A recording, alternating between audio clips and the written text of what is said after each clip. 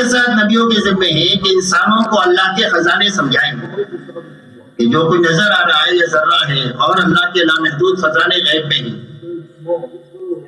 اسی کے ساتھ اللہ کے احسانات یاد دلانا، اس لیے کہ انسان جو ہے یہ احسان کا بندہ ہوتا ہے، تو اللہ کے احسانات یاد دلانا ہے، اس لیے کہ ہر انسان اللہ کے احسانوں کے نیچے دبا ہوا ہے.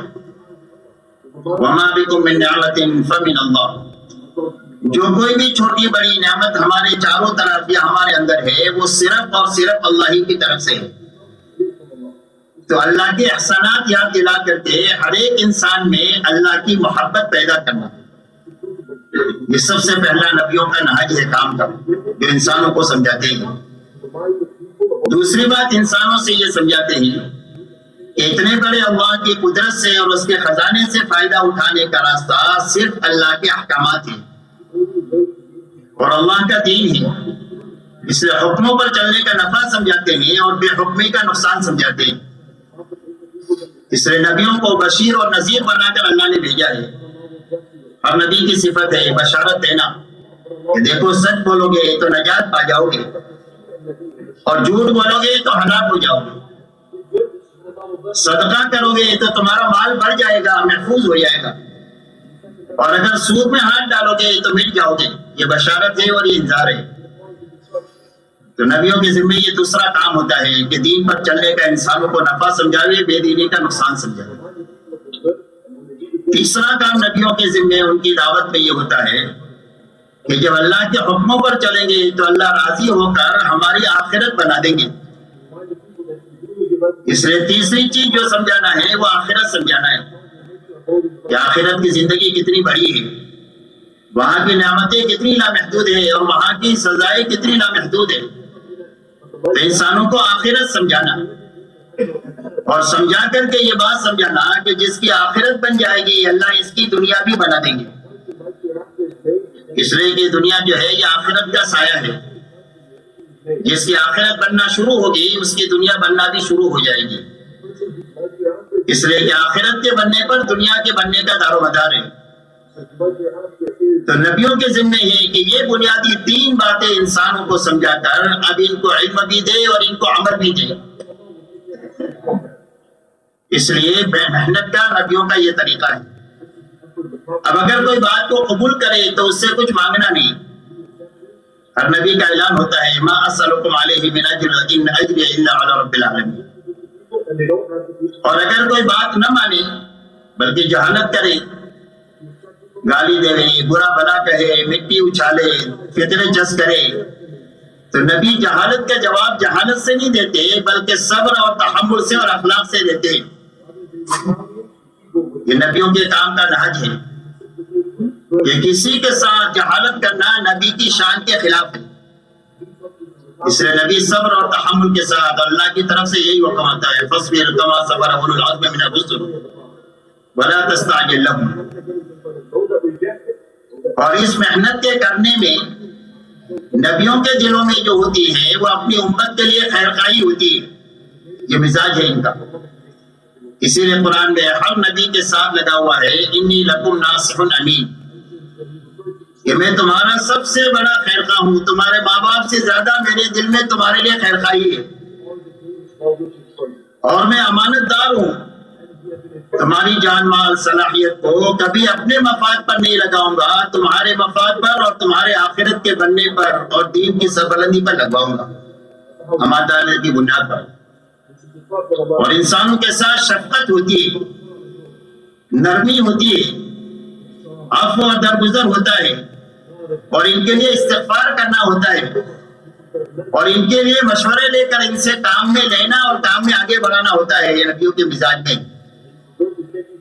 لیکن اللہ کی سنت یہ ہے کہ جب نبیوں کا انفاق اور نبیوں کا تحمل محنت کی اس مقدار تک پہنچ جاتا ہے جو اللہ کے علم میں طے ہے، اس لیے کہ اللہ کے یہاں ہر چیز کی ایک مقدار متعین ہے کہ اتنے گھنٹے اتنے سیکنڈ میں یہ سورج اب مشرق سے مغرب تک کی مسافت طے کرے گا. یہ اللہ کی تقدیر ہے. بچہ 9 مہینے میں اپنی خلقت کو پوری کرے گا. یہ اللہ کی طرف سے تقدیر ہے. یہ درخت 4 سال میں پھل دے گا، یہ کھیتی اتنے مہینے میں تیار ہوگی، یہ اللہ کی طرف سے ساری تقدیریں ہیں۔ ایسا ہی محنت کی ایک مقدار اللہ کی یہ متعین ہے۔ جب محنت کی یہ مقدار اس متعین تک پہنچتی ہے تو پھر اللہ اپنے حق اور حق والوں کی تائید کا ارادہ فرماتے ہیں، اور باطل والوں کی سرکوبی کا ارادہ فرماتے ہیں۔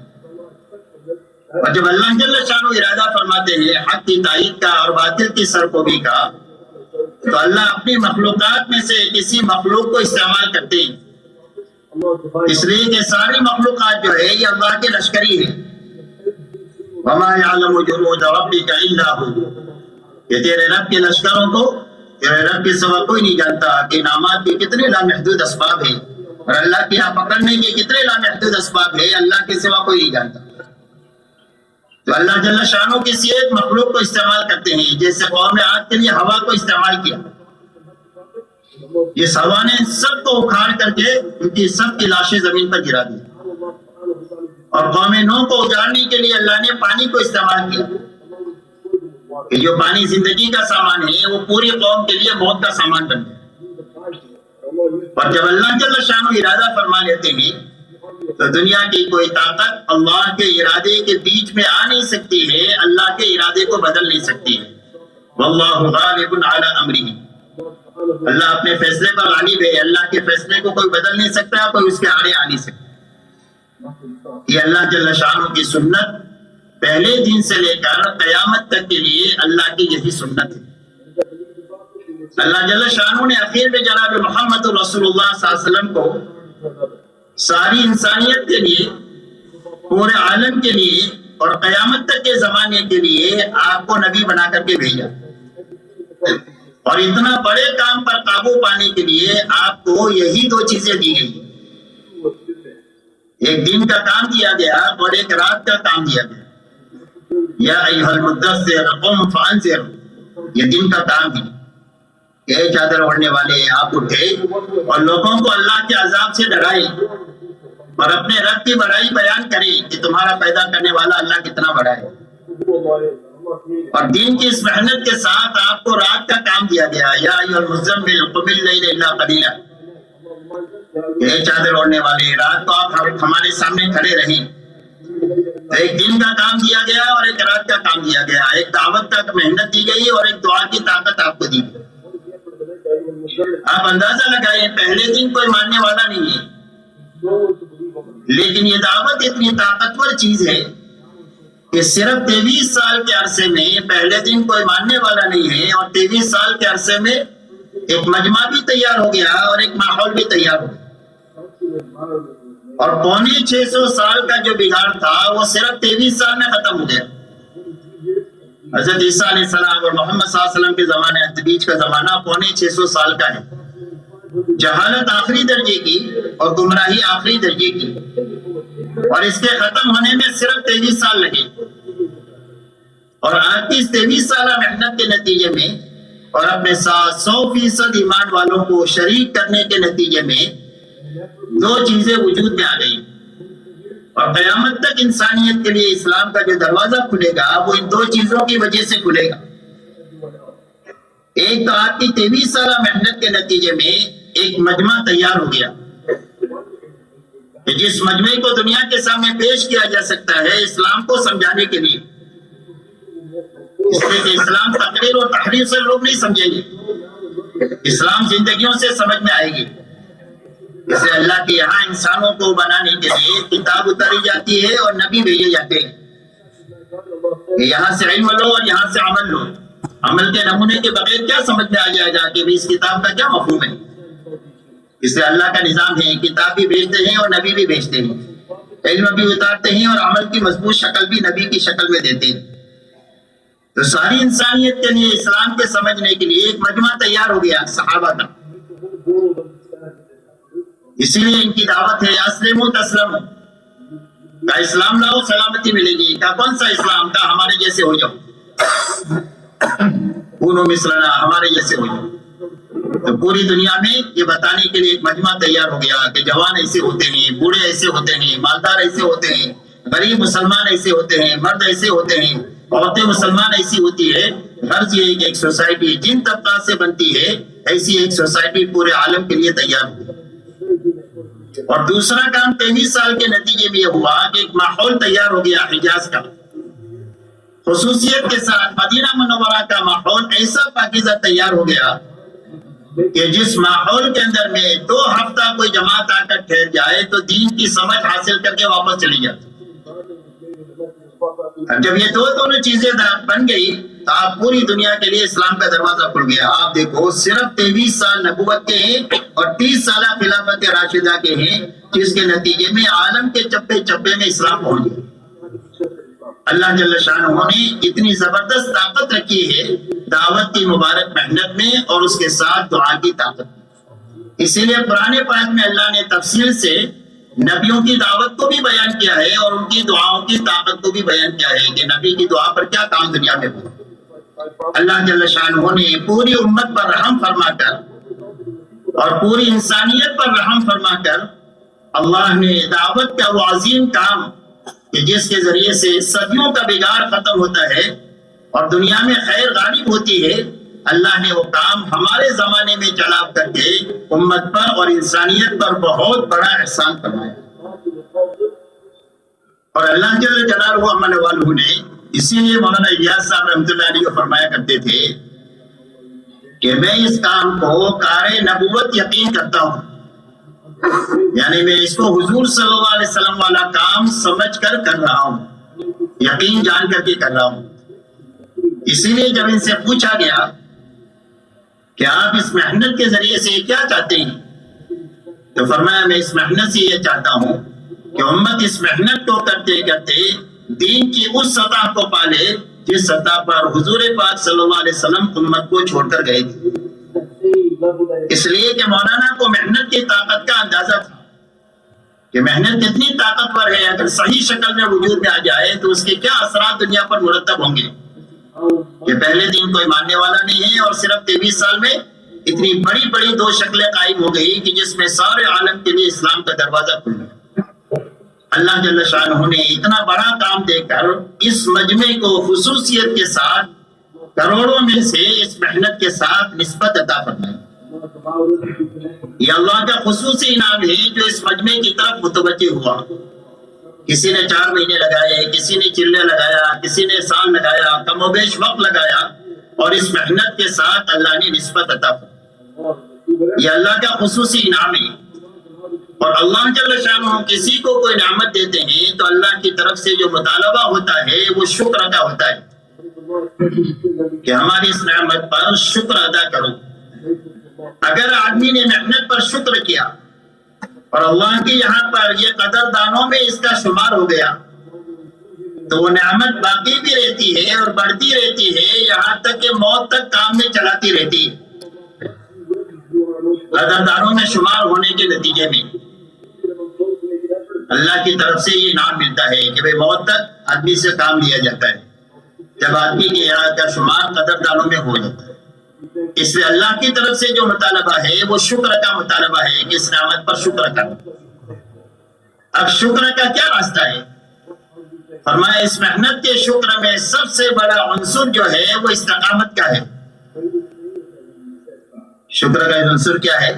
استقامت، کہ ہر آدمی اس محنت کے جو اعمال ہیں، انفرادی اعمال ہے اور اجتماعی اعمال ہے، اس محنت کے جو تقاضے ہیں روزانہ کے اعتبار سے، ہفتے کے اعتبار سے، مہینے کے اعتبار سے، سال کے اعتبار سے، ایسے انفرادی اجتماعی جتنے اعمال ہیں ان سارے اعمال کو اپنے وقت پر کرنا یہ استقامت ہے، اور استقامت کا نام ہی شکر ہے۔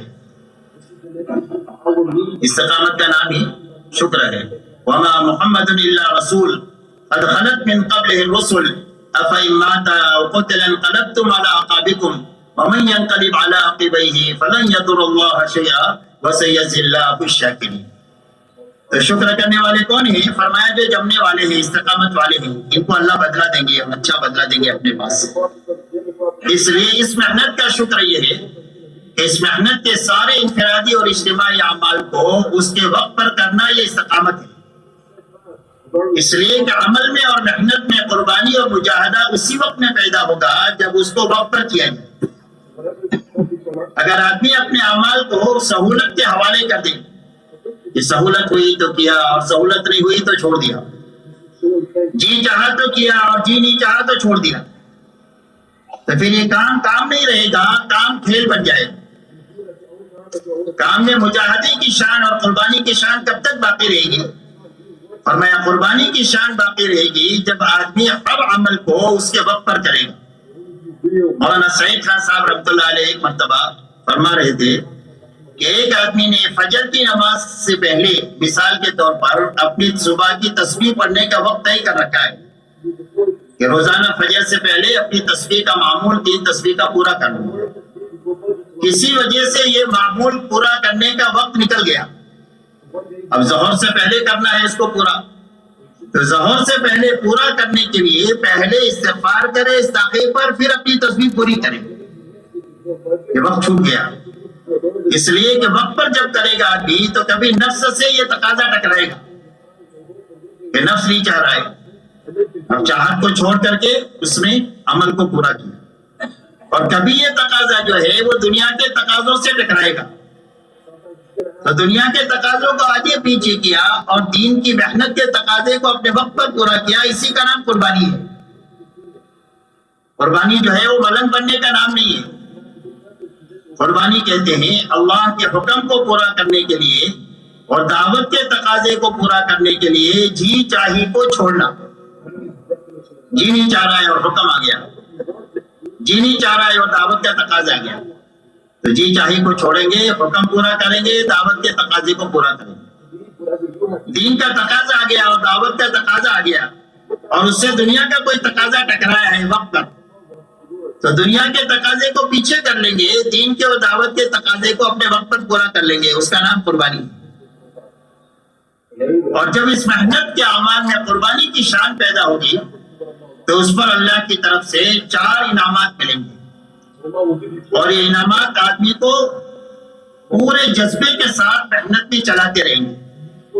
اور میں سب سے پہلا انعام جو ملے گا وہ ہدایت میں ترقی کا ملے گا۔ اور میں جو مجاہدہ کرتے ہیں ہم ان کو ضرور ہدایت دیں گے۔ ہر عمل میں قربانی کی شان پیدا ہوگی تو اس پر ہدایت پہ ترقی ہوگی، اور جب اس محنت سے ترقی ہوگی تو طبیعت کو کام پر چلانا نہیں پڑے گی، طبیعت کام پر چلے گی۔ ابھی تو ہینڈل مار کر طبیعت کو چلانا پڑ رہا ہے، تو طبیعت کو چلانا نہیں پڑے گا بلکہ طبیعت چلے گی، بلکہ دوڑے گی۔ جب نفع دکھتا ہے تو آدمی کی طبیعت کام پر دوڑتی ہے نفع میں، تو ایسا ہی ہدایت میں روز ترقی ہوگی تو اب یہ روز کام کے تقاضوں پر اس کے لیے چلنا آسان ہو جائے گا، بلکہ اس کے لیے لذیذ ہو جائے گا۔ تو پہلا انعام ہے ہدایت میں ترقی کا۔ اور جب قربانی کی شان ہماری دین میں اور دین کی محنت میں پیدا ہوگی تو دوسرا انعام جو دیں گے وہ اللہ حلال روزی کے دروازے کھولیں گے، اور اتنا دیں گے کہ کھاوے اور کھلاوے اور ختم ہو کر کے نہ دے۔ یہ اللہ کی طرف سے دروازے کھلیں گے رزق کے۔ تیسرا انعام اللہ کی طرف سے جو ملے گا وہ عافیت کا ملے گا، اس لیے کہ دعوت کی ابتدا ناگواریوں سے ہوتی ہے، تو ناگواری کے حالات کو اللہ عافیت سے بدل دیں گے کہ گھرانے میں عافیت آ گئی تو جینا بھی آسان ہو گیا، مرنا بھی آسان ہو گیا۔ اسی لیے اللہ تعالیٰ فرماتے ہیں وَاذْكُرُوا إِذْ أَنْتُمْ قَلِيلٌ مُسْتَضْعَفُونَ فِي الْأَرْضِ۔ اللہ تعالیٰ فرماتے ہیں صحابہ سے یاد کرو اس زمانے کو جب تم بہت تھوڑے تھے اور ہر وقت میں تم ڈر رہے تھے کہ کہیں مکہ والے ہم کو ختم نہ کر دیں۔ اللہ نے تمہاری مدد کیا اور اللہ نے تمہیں ٹھکانہ دیا اور اللہ نے تمہیں پاک روزی دیا تاکہ تم اللہ کا شکر ادا کرو۔ صحابہ 1000 سال تک دنیا کے پیچھے دنیا کے راستے سے محنت کرتے تو اتنی روزی اور عافیت نہیں مل سکتی تھی جو اللہ نے صرف 25 سال کے عرصے میں دی۔ محنت کا اور کھپنے کا زمانہ کتنا ہے؟ صرف 25 سال۔ 23 سال نبوت کا زمانہ ہے اور 2 سال سے کچھ زیادہ زمانہ صدیق اکبر رضی اللہ تعالیٰ عنہ کے زمانہ کا ہے، جس میں لگنا ہے، مٹنا ہے، کھپنا ہے۔ اس کے بعد تو اللہ نے اتنا دیا کہ کھاتے کھلاتے تھک گئے اور صدیوں تک اور نسلوں میں وہ چیز ختم نہیں ہوئی۔ تو یہ شارٹ کٹ راستہ ہمارے اور امت کے سنبھلنے کا وہ راستہ مجاہدے اور قربانی والا ہے۔ اور فرمایا چوتھا انعام اللہ جو دیں گے وہ دعاؤں میں قبولیت عطا فرمائے کہ اللہ تعالیٰ اس محنت کو میں مجاہدے کے ساتھ، قربانی کے ساتھ، استقامت کے ساتھ چلنے والے کو دعا کے مقام تک پہنچا دیں گے. جب کبھی بھی اس کا کوئی چھوٹا بڑا مسئلہ آئے گا اور اللہ کو پکارے گا تو فوراً اللہ اس کی ندا سن کر اس کی مدد کرے گا. اس کے لیے راستہ کیا ہے کہ اپنی جو انفرادی اجتماعی اعمال ہے، اور دونوں اپنی جگہ پر اہم ہیں، انفرادی بھی اہم ہے، اجتماعی بھی اہم ہے. اللہ والے فرماتے ہیں کہ انفرادی اعمال سے استقامت یاد آئے گی کہ ہر وقت میں اللہ اللہ کرنے سے اللہ یاد رہیں گے، اور اجتماعی اعمال کے ذریعے سے فرمایا آدمی کی تربیت ہوگی، اور جس کی تربیت ہوگی اور استقامت ہوگی اللہ اس کے ساتھ قبولیت کے ساتھ کام لیتے رہیں گے. اللہ کے یہاں قبولیت کے ساتھ کام لینے کی شرط کیا ہے؟ کیا تربیت ہے اور استقامت ہے. اس محنت سے آدمی بنے اور بنا ہوا چلے تو اللہ تعالیٰ قبولیت کے ساتھ اس سے کام لیتے رہے. اس لیے میرے دوستو سب سے پہلے اپنے آپ کو سنبھالنا ہے اس محنت میں، کہ اس محنت کے ذریعے سے ہم روز ترقی کرنا چاہیے. اس لیے کہ گھر کے آدمی کو معلوم ہوتا ہے گھر میں کیا ہے. صاحب البیت ادری بما فیہ، گھر کا مالک جانتا ہے گھر میں کیا ہے. تو ہم نے کہا ہر آدمی روزانہ اپنے بارے میں سمجھ سکتا ہے کہ میں آگے بڑھ رہا ہوں کہ پیچھے ہٹ رہا ہوں کہ یہاں تک ٹک گیا ہوں. اس لیے سب سے پہلے اپنے آپ کو سنبھالنا ہے تاکہ یہ ہماری محنت روزانہ ہمیں آگے بڑھائے. اور آگے بڑھتے بڑھتے کہاں تک جانا ہے، ہماری کیا منزل ہے؟ فرمایا ہماری منزل اس محنت میں صحابہ ہے. نہ چلہ ہے، نہ 4 مہینہ ہے اور نہ 6 مہینہ ہے. ہماری اس محنت میں ہماری منزل صحابہ ہے کہ ہم اس محنت کے ذریعے سے وہاں تک جانا چاہتے ہیں جہاں پر صحابہ تھے رضی اللہ عنہ. ایسا نہیں ہے کہ کوئی صحابی بن جائے گا، لیکن یا تو وہاں تک اللہ پہنچا دیں گے، اس لیے کہ صحابہ کو اللہ ہی نے صحابہ بنایا ہے. وہ اللہ قادر ہے کہ 20ویں صدی کے آدمی میں بھی وہ بنیادیں زندہ کر دے جو بنیادیں صحابہ میں زندہ کی تھی. اور اگر نہیں پہنچے اور راستے میں انتقال ہو گیا، منزل متعین ہے اور مسلسل چلنا ہو رہا ہے، تو پھر اللہ تعالیٰ ان کے ساتھ حشر فرما دے. جو پہنچ جائے گا وہ بھی چمک جائے گا، اور جن کا حشر ان کے ساتھ ہوگا وہ بھی چمک جائے گا. اب صحابہ میں کیا بات تھی؟ فرمایا صحابہ میں 2 باتیں تھی. ایک تو 100% صحابہ میں پورا دین اپنی حقیقت کے ساتھ پایا جاتا تھا. اس لیے کہ دین ہے اور ادھورا ہے تو اللہ کی مدد نہیں ہوگی. دین ہے لیکن شکل ہے، اس کے اندر میں حقیقت نہیں ہے تو اللہ کے وعدے پورے نہیں ہوں گے. تو 100% صحابہ میں دین اپنی حقیقت کے ساتھ پورا پایا جاتا ہے. دوسری بات 100% صحابہ نے اپنی جان مال کو اللہ کے دین کے مقابلے میں بے قیمت بنایا تھا کہ ہماری جان مال کی اللہ کے دین کے مقابلے میں کوئی بھی قیمت نہیں. 1 کا تقاضا ہے تو 1 لگائیں گے، اور 1000 کا تقاضا ہے تو 1000 لگائیں گے، اور 1 روپیہ لگانے کا تقاضا ہے تو 1 روپیہ لگائیں گے، اور جھاڑو مار کر لگانے کا تقاضا ہے تو جھاڑو مار کر لگائیں گے. اس یقین کے ساتھ نہیں کہ اللہ کے نام پر اجڑنا طے کریں گے تو اللہ اجاڑیں گے نہیں، اللہ آباد کر دیں گے. اس لیے کہ اللہ سے جو معاملہ کرتا ہے وہ کبھی اجڑتا نہیں ہے، وہ تو آباد ہی ہوتا ہے. تو یہ 2 باتیں صحابہ میں تھی، اور اس محنت کے ذریعے سے ایسا مجمع بنانا مقصود ہے کہ جن میں یہ 2 بنیادیں زندہ ہوں. جس زمانے میں بھی ایسا مجمع، ہم اس کی تعداد نہیں جانتے، اللہ جانتے. کب ہوگا وہ بھی ہم نہیں جانتے، اللہ جانتے. لیکن جب وہ معتدی مجمع ایسا تیار ہو جائے گا تو اللہ اس مجمع کے کندھے پر رکھ کر حق کو دنیا میں چلائیں گے. اگر یہ تھوڑے ہیں تو اللہ اپنے لشکر ان کے ساتھ کر کے ان کو زیادہ کر دیں گے، اور اگر یہ کمزور ہے تو اللہ اپنی طاقت ان کے ساتھ کر کے ان کو قوی بنا کر کے اللہ ان سے دنیا میں ہدایت کا کام لے لیں گے، اور دنیا کی کوئی طاقت ان کے آڑے آ نہیں سکتی. اس لیے میرے دوستو سب سے پہلے اس محنت کا تقاضا یہ ہے کہ ہم اپنے آپ کو اس محنت میں اس دھیان کے ساتھ چلائے کہ ہمارا کوئی بھی عمل ناغا نہ ہو، اور اگر کسی وجہ سے ہو جائے، انسان ہے تو استغفار کی کیفیت ہمارے پر غالب ہو. یہ شکر اور استغفار یہ 2 راستے ہیں آدمی کے لیے ترقی کے، کہ ہر عمل کو اس کے وقت پر کرنے کی پوری کوشش کے ساتھ کرنا، اور پھر اس کے پر استغفار کرنا.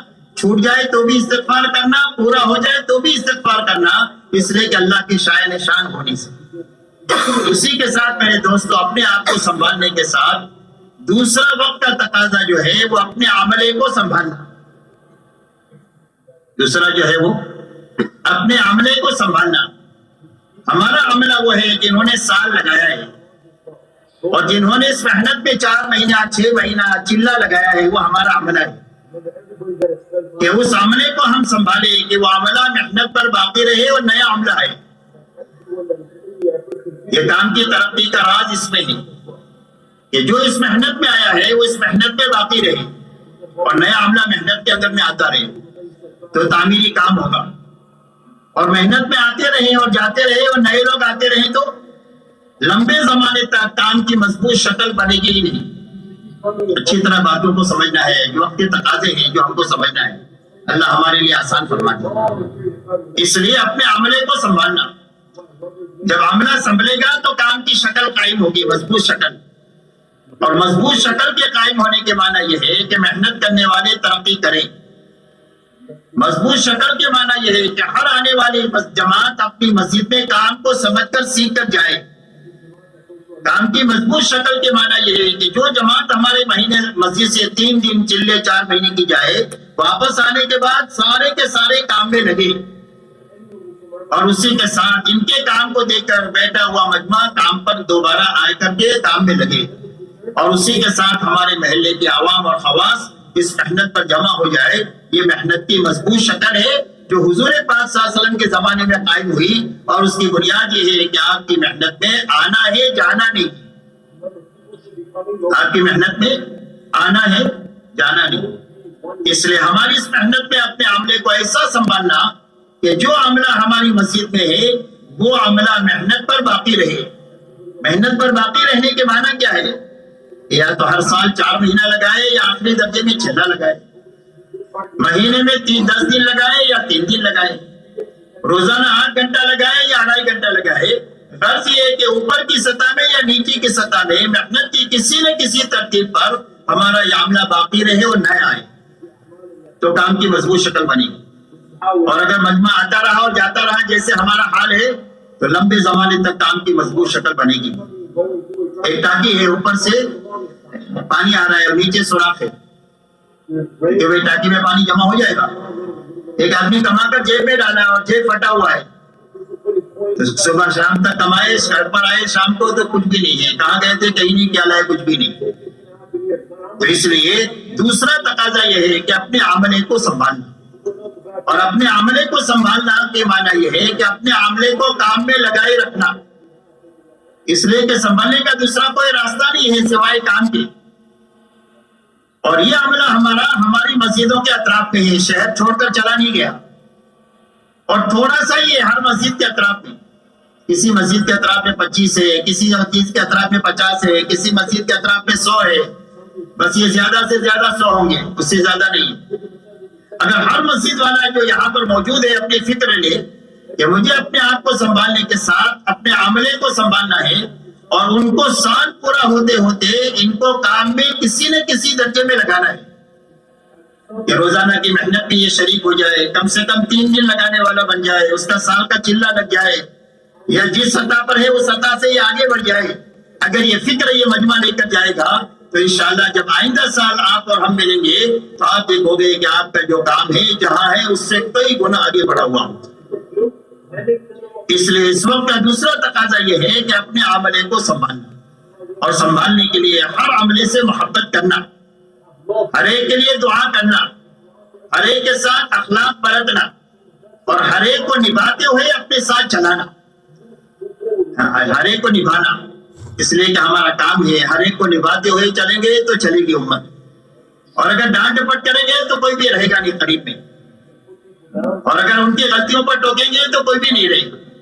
اس لیے جتنا کر رہے ہیں اس کو سراہنا اور ان کو آگے بڑھانا.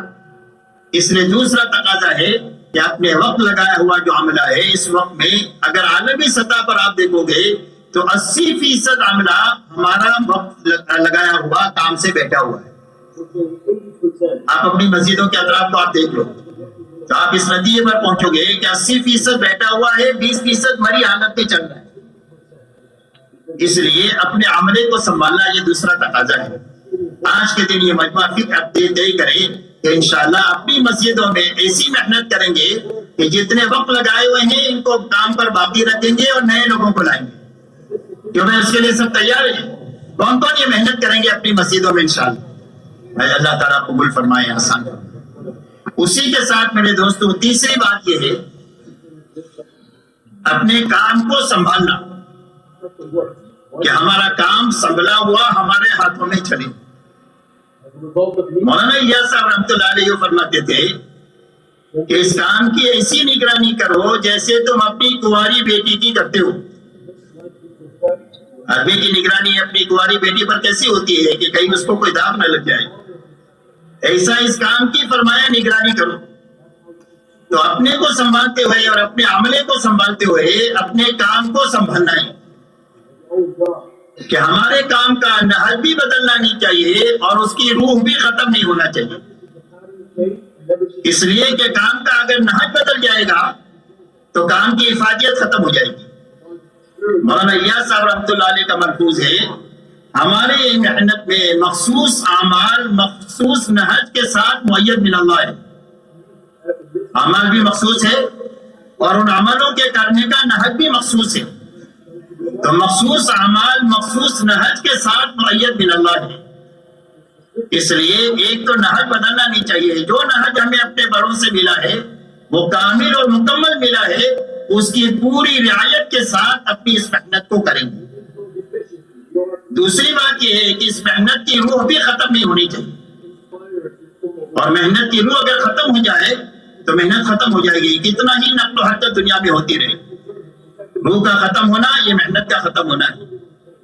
اس لیے اندر کی روح ختم نہیں ہونا چاہیے اور ہماری محنت میں رسمیت نہیں آنی چاہیے اور منمانی نہیں آنی چاہیے،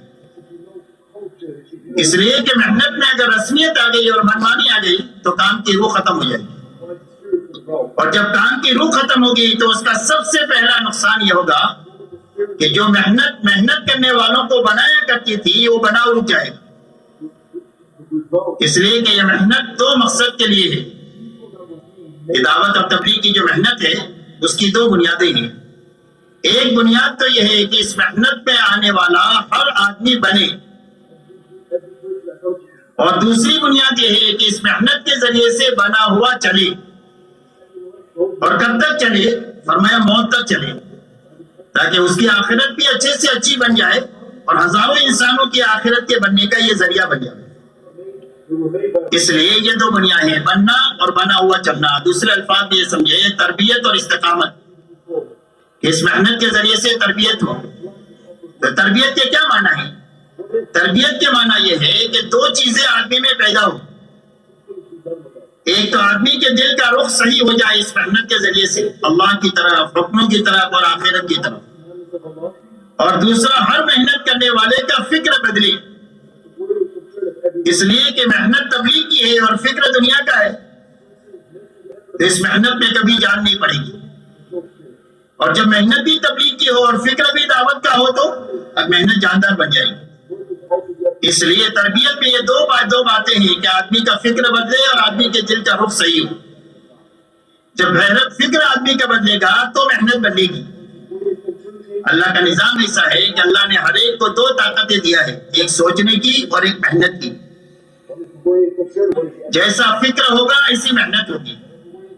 فکر دنیا کا ہے تو تمام تر محنت دنیا کے پیچھے لگے گی، ہم بڑی بکری اللہ کے نام بھی لگ جائے گی جیسے ابھی لگ رہی ہم لوگوں کی۔ اور اگر آدمی کا فکر دعوت کا بنا تو تدریجی طور پر آدمی کی محنت کا رخ صحیح ہو کر وہاں پہنچے گا جہاں حضور صلی اللہ علیہ وسلم نے امت کو پہنچایا تھا۔ تو آپ نے محنت کا کون سا رخ امت میں قائم کیا؟ اور میں آپ نے محنت کا یہ رخ قائم کیا کہ ہر ایمان والے کی جان مال سب سے پہلے دعوت اللہ پر لگے، یہ لگنے کی سب سے پہلی جگہ ہے۔ دوسری جگہ ہے ایمان والے کی جان مال اللہ کی عبادت پر لگے۔ تیسری لگانے کی جگہ اخلاق ہے کہ اخلاق پر جان مال لگے، اور چوتھی لگانے کی جگہ اپنی اور اپنے گھر والوں کی ضرورت ہے کہ میری اور میرے گھر والوں کی ضرورت میں لگے، لیکن بقدر ضرورت لگے، اسراف سے بچ کر لگے۔ آج ہمارا المیہ یہ ہے کہ ہماری زندگیوں میں اسراف اتنا داخل ہو گیا کہ جان مال نہ عبادت کے لیے بچی، نہ دعوت کے لیے بچی، نہ اخلاق کے لیے بچی۔ یہ بات نہیں ہے کہ جان مال نہیں ہے، جان بہت ہے اور مال بہت ہے، لیکن اسراف داخل ہو گیا۔ اللہ والے فرماتے ہیں اسراف کی مثال ایسی ہے جیسا کہ آگ کی ہوتی ہے. آگ میں کتنا بھی لکڑی ڈالو سب کو جلا دے گی, اس کا پیٹ بھرے گا ہی نہیں. اور ڈالو تو اور گئے گے, ہر بھی مزید اور لاؤ. اور ایسا اسراف ہے. جب زندگی میں اسراف آتا ہے تو پوری جانی مالی طاقت کو کھا لیتے.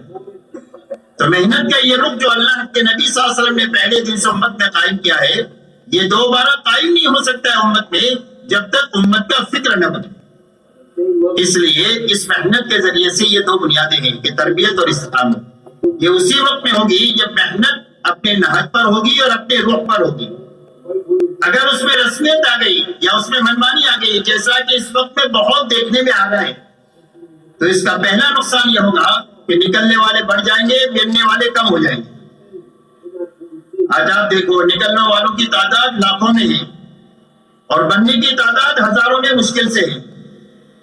ہر ایک آدمی جائزہ لے اپنی مسجد کا کہ ہماری مسجد میں سے 3 دن کی اتنی جماعتیں نکلتی ہے, اس میں سے کتنے بن کے آتے ہیں. چلوں کی اتنی جماعتیں سال میں نکلتی ہے, مسجد سے, حلقے سے, شہر سے, ملک سے کتنے بنتے ہیں, تو پتا چلے گا کہ نکلنے والوں کی تعداد لاکھوں میں ہے اور بننے کی تعداد ہزاروں میں بھی ہے. اس لیے میرے محترم دوستوں, اپنے کام کو سنبھالنا کہ ہمارے کام کا نہج بھی نہیں بدلنا چاہیے اور ہمارے کام کی روح بھی ختم نہیں ہونا چاہیے. اس لیے کہ ہماری کامیابی کی ضمانت کام میں ہے, نہ کسی کی بیجا موافقت میں ہے نہ کسی کی بیجا مخالفت میں ہے. کسی کی بیجا موافقت سے یا کسی کی بیجا مخالفت سے کسی کا بیڑا پار نہیں ہوگا. یاد رکھو, بیڑا پار ہونے کا واحد راستہ صرف کام ہے کہ کام صحیح ہو اور پورا ہو. جب محنت اسی وقت میں محنت بنے گی جب یہ صحیح بھی ہو اور پوری ہو. محنت کا رخ ہی صحیح نہیں ہوا تو یہ تو محنت ہی نہیں بنے گی, اور محنت صحیح ہے لیکن پوری نہیں ہوئی تو ابھی اپنے نتیجے تک پہنچے گی نہیں, اللہ کی مدد تک. اس لیے اس کام کو سنبھالنے کے لیے ہماری محنت کے 2 رخ ہیں. ایک رخ مقامی محنت ہے اور ایک رخ باہر کی نقل و حرکت ہے. ان دونوں محنتوں کو اس کی بنیادوں کے ساتھ کرنا, ایک تو پورا کرنا اور ایک صحیح کرنا. پورا کرنے کے معنی ہے کہ 2.5 گھنٹہ لگانا تو 2.5 گھنٹے پورے لگانا. کیا کرنا؟ 2.5 گھنٹے پورے لگانا. 2.5 گھنٹے کتنے منٹ کے ہوتے ہیں بھائی؟ یہ میں کتنے منٹ کے؟ 150 منٹ کے. آج کی اس مجلس میں جو ہوا وہ تو اللہ کے سامنے معافی مانگے. آج کے دن کون ہے جو کہے کہ روزانہ میں 150 منٹ پورے گن کر اس محنت پہ روزانہ لگاؤں؟ کون لگائے گا بتاؤں؟ 2.5 گھنٹہ پورا لگانا. اس لیے کہ جب 2.5 گھنٹہ پورا لگائیں گے تو اللہ کام دماغ پر کھولیں گے. ابھی تو ہمارا حال یہ ہے مسجد میں مشورے میں کہ بھئی کون کس کی ملاقات کریں گے, کچھ سمجھ میں نہیں آ رہا ہے کس کو ملنا ہے. اچھا تیرے گھر کے راستے میں فلانا آدمی ہے اس کو مل کے چلیں گے. اب وہ گیا کہ گھر پر ہے ہی نہیں, پھر کٹایا تو سیدھا اپنا گھر چلا. ابھی ہماری تبلیغ ایسی رہ گئی ہے پوری دنیا میں, اور یقین مانو ایسی تبلیغ سے کبھی بھی مقصود حاصل ہونے والا نہیں. اس لیے پہلی بنیاد یہ ہے کہ 2.5 گھنٹہ پورا لگانا. جب 2.5 گھنٹہ پورا لگائیں گے تو آپ کام دماغ پر اللہ کھولیں گے. ایک آدمی کو آپ ملنے کے لیے گھر پر گئے, گھر پر نہیں ملا, اب آپ کو تو 2.5 گھنٹے پورے آپ کے ہاتھ میں ہیں, تو اب آپ یہ پوچھو گے کہ یہ کہاں ملیں گے, تو پتہ چلا آپ کو کہ ان کی شاپ پر ملیں گے. تو پیدل چل کر جا سکتے ہیں تو پیدل چل کر کے تھکے, جان لگائی, اور لمبا ہے تو گاڑی سے گئے تو پیٹرول کا پیسہ لگایا, جان مان لگا کر کے وہاں پہنچے تو کہا کہ ابھی دکان سے نکلا ہے فلانی جگہ کیرم کے اڈے پر ملے. تو آپ کے پاس تو 2.5 گھنٹے پورے ہیں, آپ کو تو دعوت پر لگانے ہیں, تھکانے میں لگانا ہے. تو آپ تیسری جگہ اس کے پاس جائیں گے اور اس سے ملیں گے. اب تیسری جگہ جب آپ کو ملے گا اور آپ اس سے بات کرو گے تو اللہ آپ کی بات میں وزن پیدا کر دے گا. اس لیے کہ آپ نے تو تھک کر کے بات کیا ہے, اپنی جان مال لگا کر کے بات کر رہے, آپ کی بات کا اللہ وزن پیدا کر دیں گے اور سامنے والے میں قبولیت کی استعداد پیدا کر دیں گے. یاد رکھو یہ بات, وہ کبھی آپ کی بات کو سرسری نہیں لے گا. وہ سوچے گا کہ میرا خیر خواہ ہے, 3 جگہ دھکے کھا کر میرے پاس آیا ہے, تو سنجیدگی سے آپ کی بات کو لے گا اور آپ کی محنت برابر ہو جائے. اس لیے اپنی محنت پر میں جان ڈالنے کا راستہ یہ ہے کہ ایک تو عمل پورا کیا جائے, 2.5 گھنٹے پورے کرنا. تعلیم کو بھی اچھی طریقے سے کرنا، استعداد کے اعتبار سے آگے بڑھانا، گشتوں کو اچھی طریقے سے کرنا کہ 100% نماز کی فضا بنے، دوسرے گشت کے ذریعے سے ہر جگہ مسجد وار جماعت بنانا 2 مہینہ 3 مہینے کے ذریعے سے، اور اسی کے ساتھ 3 دن بھی پورا لگانا۔ کیا لگانا؟ پورا 3 دن کے کتنے گھنٹے ہوتے ہیں آپ کے یہاں؟ کہ 72 گھنٹے ہوتے ہیں کہ 48 گھنٹے ہوتے ہیں کہ 36 گھنٹے ہوتے ہیں؟ اس لیے 72 گھنٹے پورے لگانا۔